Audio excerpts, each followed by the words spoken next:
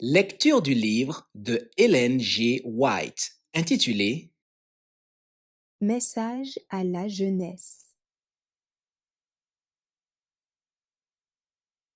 Chapitre 109. Religion familiale. Il faut de la religion chez soi. Si les paroles que nous prononçons à la maison ne sont pas ce qu'elles devraient être, les témoignages que nous rendons à l'Église n'auront aucune valeur.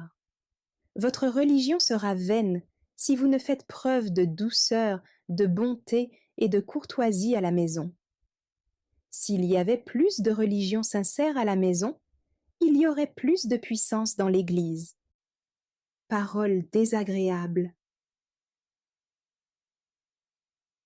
Des paroles impatientes prononcées dans le cercle de la famille font un tort immense, car elles provoquent une réplique analogue. On parle pour user de représailles, on parle pour se justifier, et l'on se fabrique ainsi un joug lourd et blessant. Car toutes ces paroles amères produiront une moisson funeste pour l'âme. Ceux qui se laissent aller à un tel langage en éprouveront de la honte. Leur conduite entraîne la perte du respect de soi-même et de la confiance en soi-même.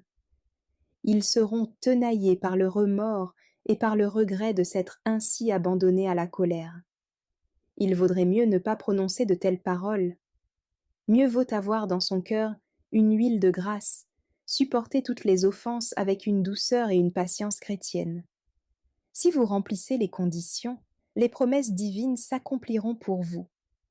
Si votre esprit s'appuie sur Dieu, les épreuves et les tentations qui surviendront ne vous feront pas passer de l'extase au désespoir. Vous ne répandrez pas autour de vous le doute et la mélancolie. Satan ne peut lire nos pensées, mais il peut voir nos actions et entendre nos paroles. Sa longue expérience et sa connaissance du cœur humain lui permettent de choisir les tentations les plus efficaces, suivant les points faibles de notre caractère. Souvent nous lui livrons le secret de la victoire. Oh, si nous savions exercer un contrôle sur nos paroles et sur nos actions! Quelle ne serait pas notre force si nous ne prononcions que des paroles dont nous n'aurons pas à rougir au jour du jugement. Au jour de Dieu, nos paroles revêtiront un caractère de gravité qu'elles ne semblent pas avoir aujourd'hui. La vie de famille, une parabole. La mission confiée au foyer chrétien s'étend bien au-delà du cercle familial. Un tel foyer doit être une véritable leçon de choses pour tous ceux qui l'entourent, illustrant l'excellence des vrais principes. Supérieur en puissance au plus beau sermon sera l'influence exercée par son moyen sur les cœurs. Les jeunes gens et les jeunes filles qui en sortent répandent autour d'eux les enseignements qu'ils y ont reçus.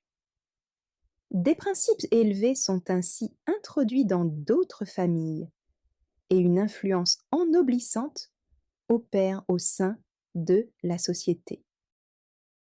Merci d'avoir écouté cette lecture. Si vous avez des questions ou des remarques sur le thème abordé, n'hésitez pas à les partager dans les commentaires et notre équipe ne manquera pas de les considérer. À bientôt sur lereste.org.